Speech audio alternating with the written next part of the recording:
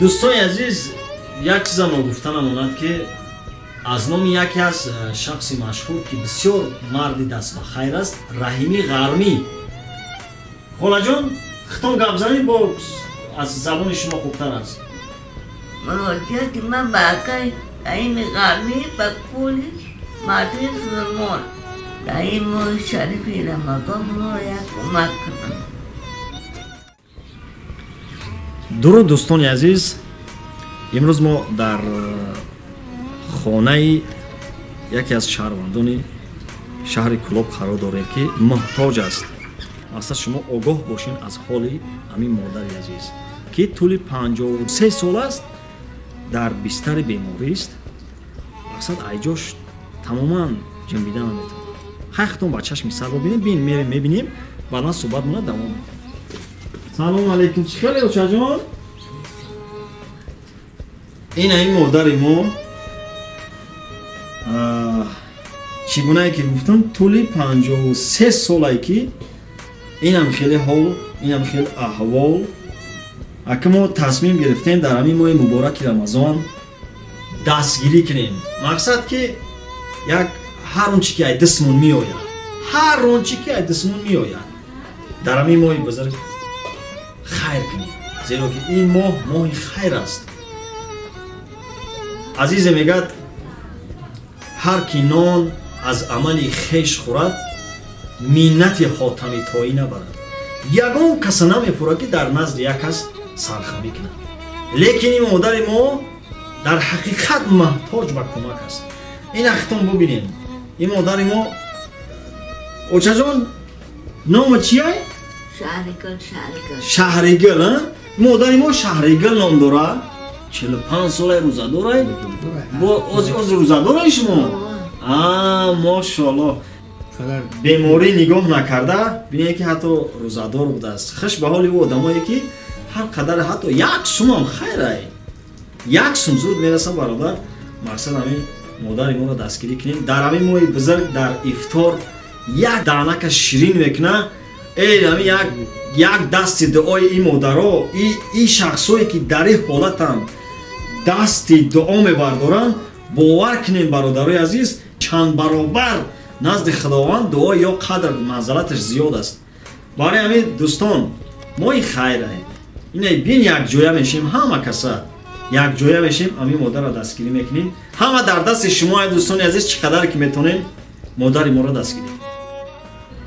واقعا عزیز میگوید درخت غم به جانم کرده ریشه، و درگاه خدا نالم همیشه. عزیزان قدر یکدیگر بدانید، اجل سنگ است و آدم مثل شیشه. امروز روزی است که این محتاجا را ما در این ماه بزرگ دستگیری کنیم. برادرای عزیز یک سوال میتیم احوالی همین مادر با این پدرمون گپ زنن با خوبتر از زیرا که هر روز یا حال احوالش خودشون میبینن میدونن.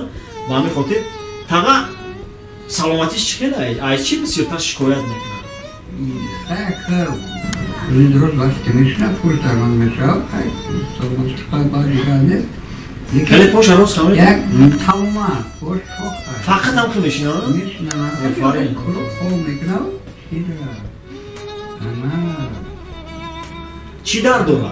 دردی هست؟ دردی چیش خیلی گوه اولو بسیار نگرست شمرش نبینوشته یک روز که اخواه کودک 7 ماه فقط دیگر 11 45 ساله روزه میگیره. وقتی که مادر منی نیاز میکرد 6 ساله 7 سالگیش این هم نمیخورده تا بگه مدت کردگه امی رمضان درومدر ندرومدرش نیاز میکنه تو خیشه روزه میگیره. ای شب بای شب میخواه خواست یه حد همین چیز دینده مستحکم هایده دیگه نبود 53 را در اومد خیلی که دست اومد چنگشت نمید همچون فرزندی پدر فرزندی پدر وظیفه مونه کم هم باشه اجرا میتونیم از اون مونه اپا چی گفتن این با مردم؟ یکشون یک دعا کنه یک کف دعای نیک در این ماه رمضان دعای شما رنگی دیگر است.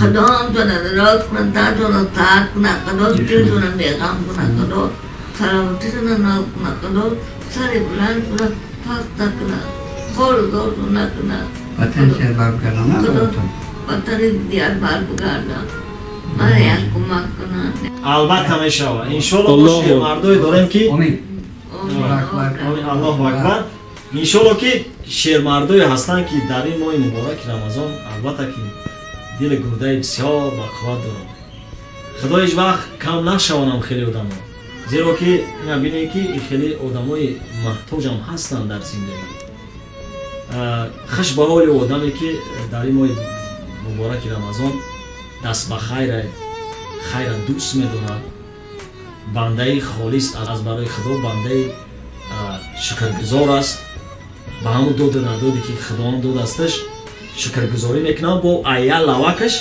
اون خیلی نیازمندان دستگیری میکنم دوستان عزیز سخن کمتر میکنیم همین مادرمون بین همه کسا میشیم دستگیری میکنیم دوستان عزیز همین اپای شهریگل دتا کارتا داره با نوعی خچای یکی با نمی رقم هایی که در زیر اکران شما میبینید در همی پیواز کرده گه این رقم های خچای این همی یکتش دوشنبه سیتی های ایش بانک اسخطه ویزا کلاسیک نمی رقم هایی که در اکران موندگی های 985 24 13 26 در همی رقم ها میتونید شما پرت ہوئید 97 62 0 0 0 0 19 64 69 58 این رقم های دوشنبه سیتیش بود خب رقم های بانک اسخطه 44 39